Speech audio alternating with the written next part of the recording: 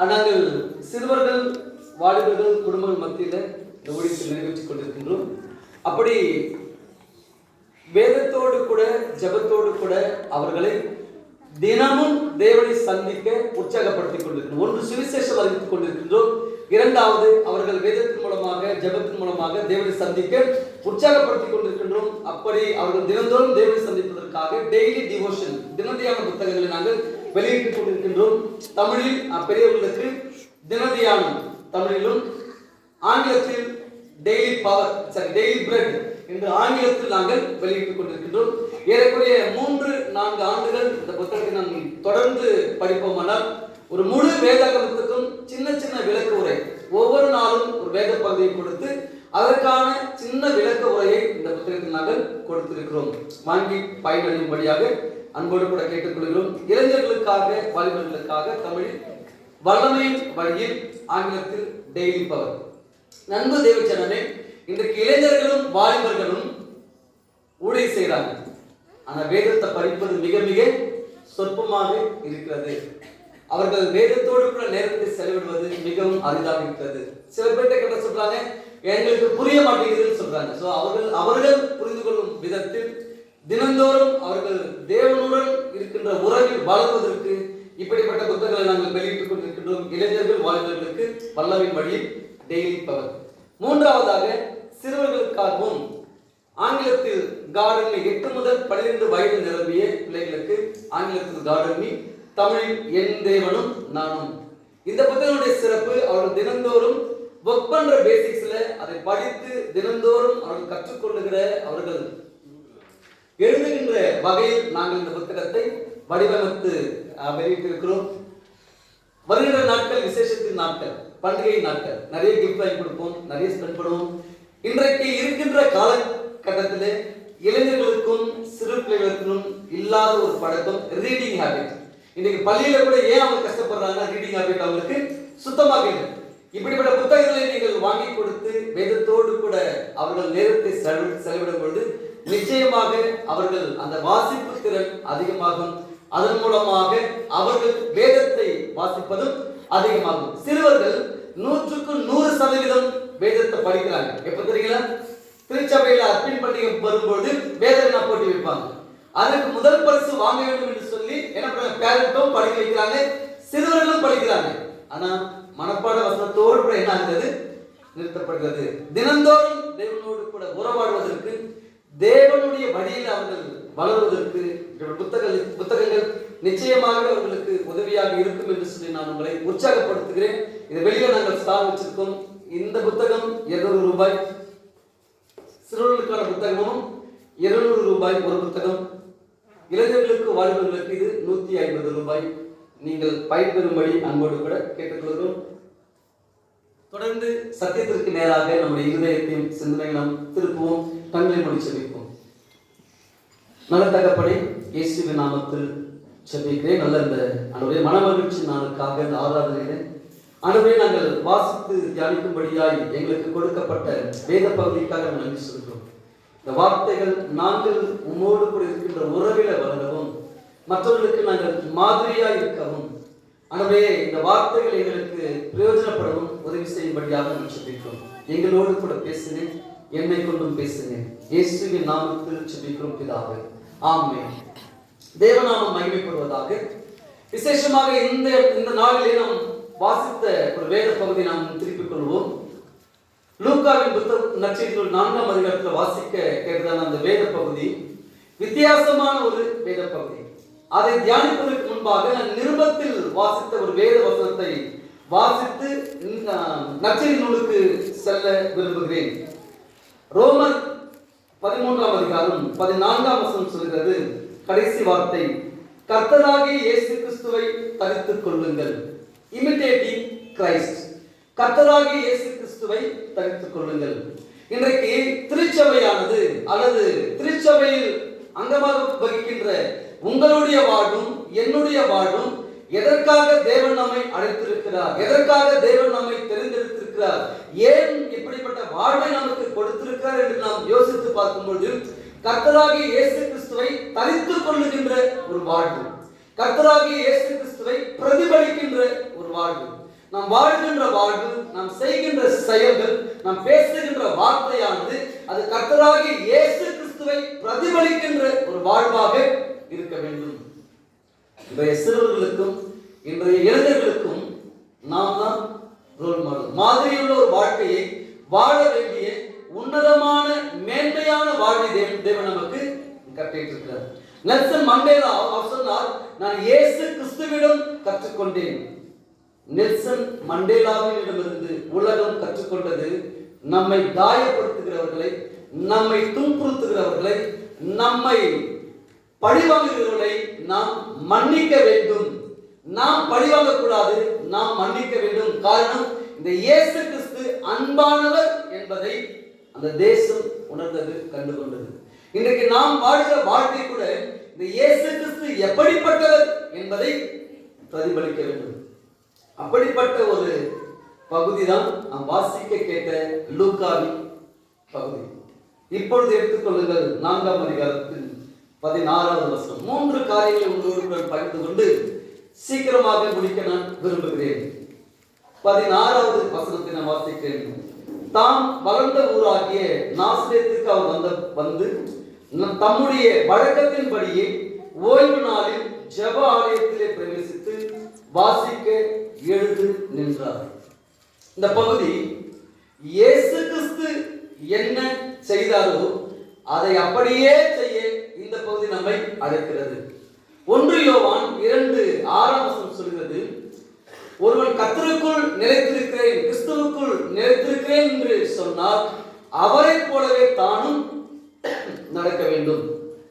யோவான் 14:12 சொல்கிறது, என்னை விசுவாசிக்கிறவன் என்னை காட்டிலும் பெரிய கிரியைகளை செய்வான். என்னை போல செய்வான், என்னை காட்டிலும் பெரிய கிரியைகளை செய்வான். இங்கே கிரியை என்பது அற்புதங்கள், அடையாளங்கள் மாத்திரமே சில பேர் போதித்துக் கொண்டிருக்கிறார்கள். கிரியை என்பது அவர் வாழ்ந்தது போலவே நாமும் வாழ வேண்டும், அவர் செய்தது போலவே நாமும் செய்ய வேண்டும். இந்த வசனம் சொல்கிறது, தம்முடைய வழக்கத்தின்படியே ஆண்டவராக இயேசு கிறிஸ்து 3 காரியங்களை தம்முடைய வழக்கத்தின்படியே செய்தார். 3 காரியங்களை. 1, வழக்கத்தின்படியே. லூக்கா 4:16 வழக்கத்தின்படியே ஜெப ஆலயத்திற்கு செல்வது. இன்றைக்கு ஆராதனை எத்தனை பேர் சொல்ல முடியும், வழக்கத்தின்படியே நான் தேவனை ஆராதித்துக் கொண்டிருக்கின்றேன், வழக்கத்தின்படியே நான் திருச்சபைக்கு செல்கிறேன்? எத்தனை பெற்றோர்கள் தன்னுடைய பிள்ளைகளுக்கு நீங்கள் கற்றுக் கொடுக்கிறீர்கள்? வழக்கத்தின்படியே. ரொம்ப அற்புதமா இருந்தது. நேரா வந்தாங்க, சுப்ரீம் கோர்ட் பார்த்த ஒரு காரியத்தை இங்க பார்த்தோம். நேரா வந்தாங்க, தேவனுக்கு கொடுக்க வேண்டிய மகிமையை செலுத்தினாங்க. நம்முடைய பிள்ளைகள் இங்க வந்தாங்க, தலைகளை தாழ்த்தினாங்க, அதற்கு பின்பு எங்க வந்தாங்க, இங்க வந்தாங்க. வழக்கத்தின்படியே இன்றைக்கு கற்றுக் கொடுக்க வேண்டிய இடங்களில் நாம் வாழ்ந்து கொண்டிருக்கின்றோம். எவைகளை கற்றுக் கொடுக்கிறோமோ, எவைகளை பேசுகிறோமோ அதன்படி வாழவும் தேவன் நம்மை அழைத்திருக்கிறார். ஆண்டவராகிய இயேசு கிறிஸ்து எவைகளை பேசினாரோ அவைகளை செய்தார். வழக்கத்தின்படி. முதலாவது, வழக்கத்தின்படியே ஜெபாலயத்திற்கு சென்றார். வழக்கத்தின்படியே. இரண்டாவதாக லூக்கா 22:39 சொல்கிறது, வழக்கத்தின்படியே ஒலிவமலைக்கு சென்றார். கெத்செமனே பக்கத்துல வழக்கத்தின்படியே. எதற்காக செல்கிறார்? இருட்டின் அதிகாலை வேளையிலே அவர் ஜெபிப்பதற்கு ஒலிவமலைக்கு செல்கிறார். இரவின் நாட்களிலே, நேரங்களிலே ஜெபிப்பதற்கு ஒலிவமலைக்கு செல்கின்றார். இரண்டாவதாக, வழக்கத்தின்படியே அவர் ஜெபிக்கிறவராக இருந்தார். எத்தனை பேர் வழக்கத்தின்படி நம்ம செய்கிறோம்? வழக்கத்தின்படி கற்றுக் கொடுக்கிறோம். நம்முடைய பிள்ளைங்க வழக்கத்தின்படி செய்கிறாங்க. சில இடங்களில் சென்று பார்க்கும்போது சில தவறான வார்த்தைகள் கேஷுவலா வரும். அது தவறான வார்த்தை என்று தெரியாமலேயே பிள்ளைங்க பேசுவாங்க. நான் பார்த்துட்டு பேசுவாங்க. காரணம் என்னன்னா, வழக்கத்தின்படியே அவங்க பேசுறது, வழக்கத்தின்படியே தவறான இடத்துக்கு போறது, வழக்கத்தின்படியே தப்பான வார்த்தைகளை பேசுறது. இங்க பார்க்கிறோம், வழக்கத்தின்படியே இயேசு கிறிஸ்து ஜெபிக்கிறார். மூன்றாவதாக மார்க் 10:1 வாசித்து பார்க்கும் பொழுது, வழக்கத்தின்படியே அவர் போதித்தார். முதலாவது இந்த பகுதி சொல்கிறது, லூக்கா 4 வழக்கத்தின்படி ஜெபாலயத்திற்கு சென்றார். வழக்கத்தின்படி. நாம பழக்கம் அல்ல, வழக்கமாக நம்முடைய வாழ்வின் செயல்களாக அவைகள் மாற வேண்டும். வழக்கத்தின்படியே ஜெபாலயத்திற்கு செல்கிறார். இரண்டாவதாக வழக்கத்தின்படியே ஜெபிக்கின்றார். மூன்றாவதாக வழக்கத்தின்படியே அவர் போதிக்கிறார், பிரசங்கம் பண்ணுகிறார். இன்றைக்கு எப்படிப்பட்ட வழக்கத்திலே நாம் பிள்ளைகளை வளர்க்கிறோம், இன்றைக்கு எப்படிப்பட்ட வாழ்வை நாம் இயேசு கிறிஸ்துவுடைய வாழ்வாக பிரதிபலித்துக் கொண்டிருக்கின்றோம் என்பதை நாம் ஆராய்ந்து பார்க்க வேண்டும். அவர் செய்தது போலவே நீங்களும் நானும் செய்ய வேண்டும் என்று இந்த வேத பகுதி நமக்கு காண்பிக்கிறது. இந்த வேத பகுதி மேசியா வருகையினுடைய வேத பகுதியாக இருக்கிறது. அவர் எந்த பகுதியை வாசித்து பார்த்தார் என்று பார்க்கும் பொழுது ஏசாயாவின் புத்தகம் 61ஆம் அதிகாரத்தில் இருந்து அவர் வாசிக்கிறார். வழக்கத்தின்படியே சென்று வாசிக்கிறார். இன்றைக்கு இரண்டாவதாக, முதலாவது அவர் செய்ததை போலவே நாம் செய்ய வேண்டும். இரண்டாவதாக அவர் வாழ்ந்தது போல நீங்கள் நானும் வாழ தேவன் நம்மை அழைக்கிறார். இப்படிப்பட்ட வாழ்வை நமக்கு கொடுத்திருக்கிறார். 18வது வசனத்தை வாசிக்கிறேன். கர்த்தருடைய ஆவியானவர் என்மேல் இருக்கிறார், தரித்திரருக்கு சுவிசேஷத்தை பிரசங்கிக்கும்படி என்னை அபிஷேகம் பண்ணினார், இருதயம் நறுங்குண்டவர்களை குணமாக்கவும், சிறைப்பட்டவர்களுக்கு விடுதலையையும், குருடருக்கு பார்வையையும் பிரசித்தப்படுத்தவும், நொறுங்குண்டவர்களை விடுதலையாக்கவும், கர்த்தருடைய அனுக்கிரக வருஷத்தை பிரசித்தப்படுத்தவும் என்னை அனுப்பினார். அன்பு தேவச்சனமே, தேவன் ஏன் உங்களை இந்த ஆலயத்தில் வைத்திருக்கிறார்? ஏன் இந்த சமுதாயத்தில் வைத்திருக்கிறார்? ஏன் இந்த பகுதியில் நம்மை வாழ வைத்திருக்கிறார்? ஏன் நம்மை பெயர் சொல்லி அழைத்திருக்கிறார்? இருளில் வாழ்ந்த நம்மை ஆச்சரியமான ஒளிக்கு வரவழைக்க காரணம் என்ன என்று பார்க்கும் பொழுது தேவன் நம்மை அபிஷேகம் பண்ணியிருக்கிறார், தேவன் நம்மை அழைத்திருக்கிறார். காரணம் என்ன? முதலாவது வாக்கு சொல்கிறது, தரித்திரருக்கு சுவிசேஷம் பிரசங்கிக்கும்படியாக. இன்றைக்கு நம்முடைய இந்திய தேசத்தில் ஏறக்குறைய 27% பேர் வறுமையில் வாழ்ந்து கொண்டிருக்கிறார்கள். வறுமையில் வாழ்ந்து கொண்டிருக்கிறார். அவர்களுக்கு நாம் எவைகளை காண்பித்துக் கொண்டிருக்கின்றோம், எவைகளை சொல்லிக் கொண்டிருக்கின்றோம்? சில திருச்சபைகளுக்கு சென்று நாம் வரும்பொழுது வெளியில லைனா உட்கார்ந்துருப்பாங்க, ஏதாவது கிடைக்குமா? ஒருவேளை ஆண்டவராக இயேசு கிறிஸ்து கிறிஸ்தவர்களையும் கிறிஸ்தவ ஸ்தாபனங்களையும் அவர் ஆசீர்வதித்த அந்த பணத்தை எல்லாம் நாம் திரட்டி அவர்களுக்கு உதவி செய்வோமானால் நிச்சயமாக சொல்கிறேன், ஏழைகள் இந்த பகுதியில் இருக்க மாட்டார்கள், தேசத்தில் ஏழைகள் இருக்க மாட்டார்கள். இன்றைக்கு கிறிஸ்தவ ஸ்தாபனங்கள், எத்தனையோ ஸ்தாபனங்களை தேவன் அளவுக்கு அதிகமாய் ஆசீர்வதித்துக் கொண்டிருக்கின்றார். அந்த ஸ்தாபனங்களுக்கு சென்று வெளியே வரும்பொழுதும் யாரும் கண்டிருக்காங்க, வறுமையில் உள்ளவர்கள் வாழ்ந்து கொண்டிருக்கிறார்கள். இரண்டாவது நாம் பார்க்கிறோம், இருதயம் நறுங்குண்டவர்கள், இருதயத்தில் காயப்பட்டவர்கள், இருதயத்தில் வருத்தப்பட்டவர்கள், இருதயத்தில் எப்பொழுதும் துக்கத்தை சுமந்து கொண்டிருக்கிறவர்கள், வாழ்நாள் முழுவதும் சிலுவையை சுமந்து கொண்டிருக்கிறவர்கள், பாடுகளையும் உபத்திரவங்களையும் வாழ்நாள் முழுவதும் சுமந்து கொண்டிருக்கிறவர்கள், வாழ்நாள் முழுவதும் வாழ்வு கண்ணீரினால் நிரம்பினவர்கள், இருதயம் நொறுங்குண்டவர்கள். அவர்களுக்கு நாம் எவைகளை கற்றுக்கொண்டிருக்கின்றோம், எவைகளை காண்பித்துக் கொண்டிருக்கிறோம் என்பதை சற்று நாம் சிந்தித்து பார்ப்போம். மூன்றாவதாக சிறைப்பட்டவர்களுக்கு விடுதலை. ஏறக்குறைய இன்றைக்கு பள்ளி மாணவர்கள் ஏறக்குறைய 8ஆம் வகுப்புக்குள்ள தொடக்க பள்ளியில் படிக்கிற மாணவர்கள் ஏறக்குறைய 27% மொபைலுக்கு அடிமைப்பட்டு கிடக்கிறார்கள். உங்க பிள்ளைங்க எப்படி இருக்காங்க எனக்கு தெரியல. இந்த ஆராதனையில் பங்கெடுக்கிற இங்க இருக்கிற இளைஞர்கள் எப்படி இருக்குன்னு எனக்கு தெரியல. ஏறக்குறைய 49% போதைக்கு அடிமைப்பட்டு கிடக்கிறார்கள், கஞ்சாவுக்கு அடிமைப்பட்டு கிடக்கிறார்கள். ரொம்ப சர்வ சாதாரணமா நாங்க ஒரு சில பள்ளிகளில் சென்று நாங்கள் ஊழியத்தை நிறைவேற்றும் பொழுது லஞ்ச் டைம் மீட்டிங் நடத்துவோம்.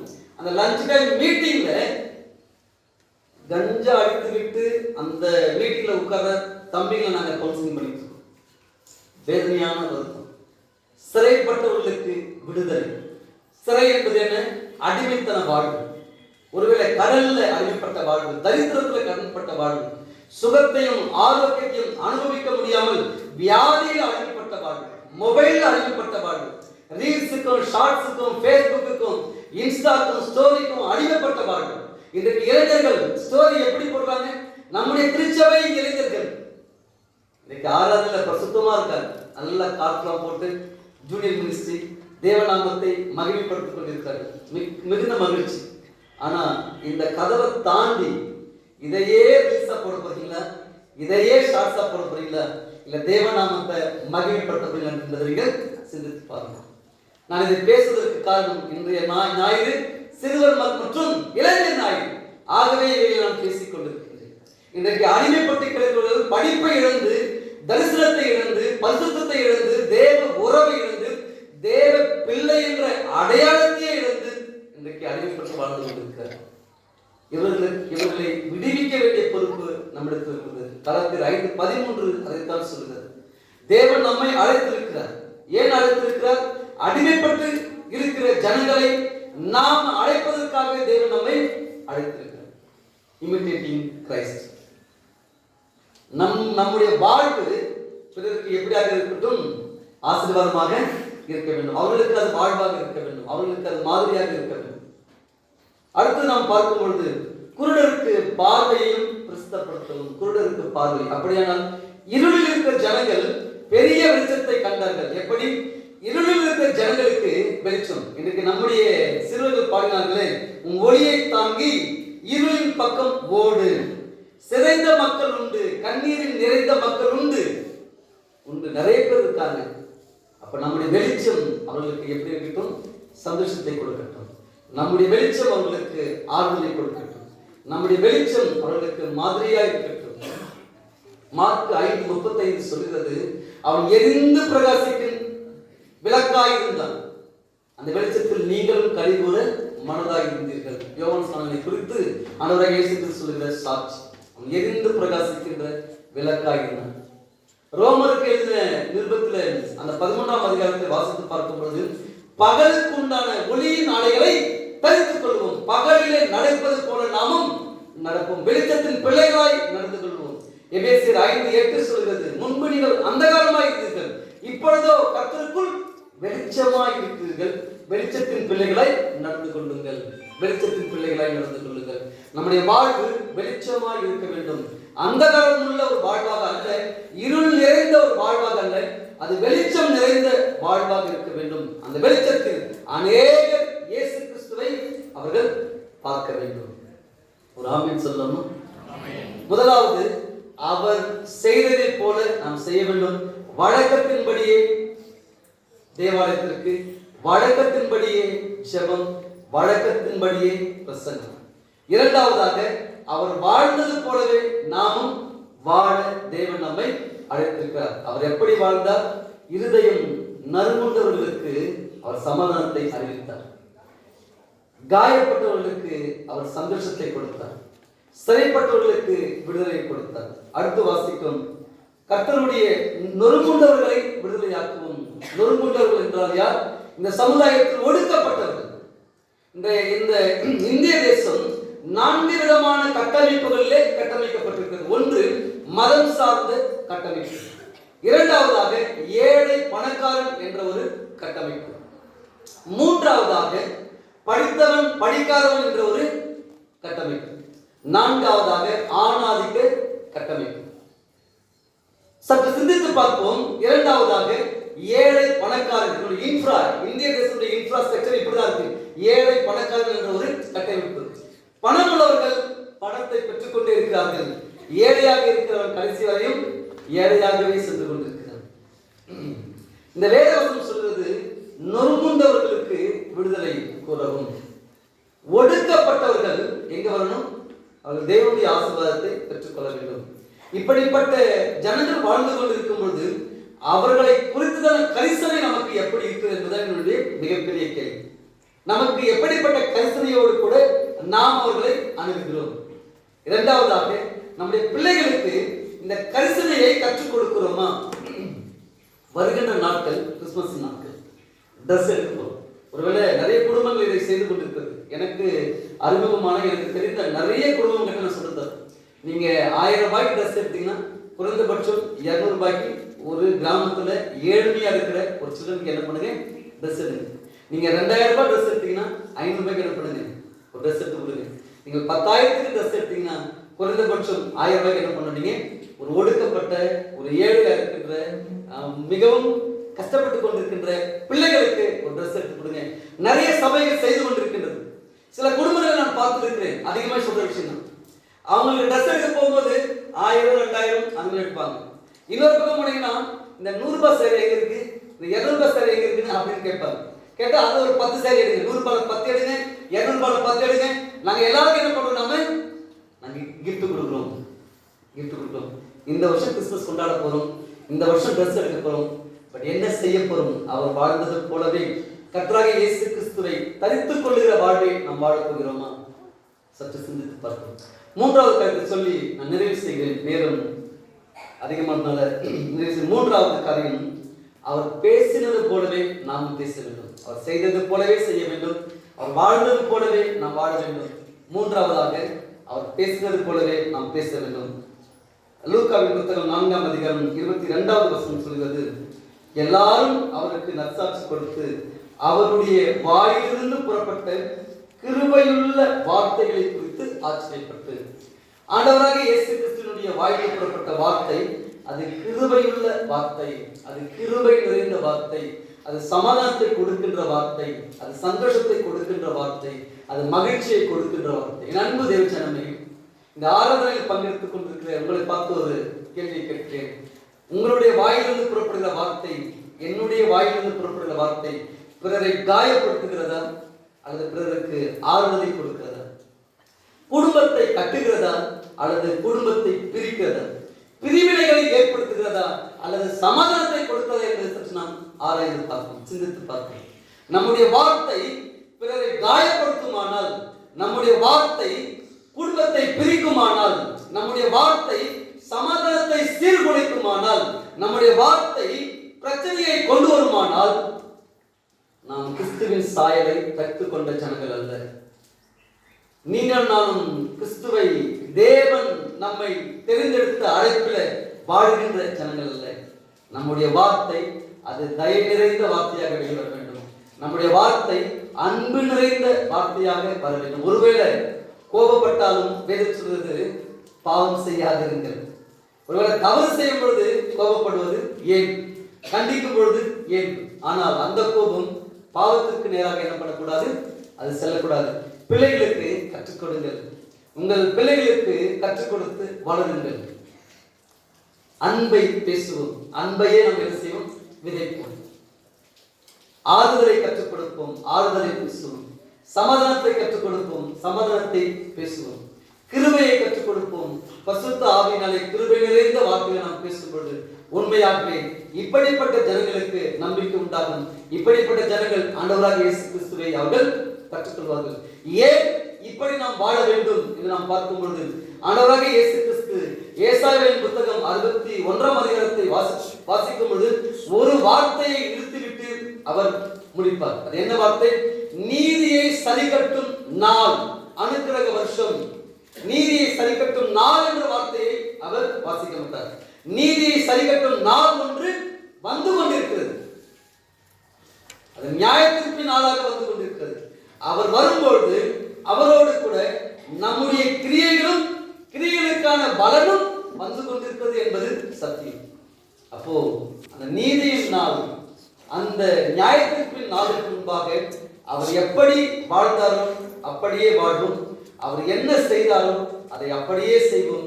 அவர் என்ன பேசினாரோ அதை அப்படியே நாம் பேசுவோம். இன்றைய இளைய தலைமுறை, இன்றைய சிறுவர்கள் இதுவரை காணாத அழிவை சந்தித்துக் கொண்டிருக்கிறார்கள். ஒரு சில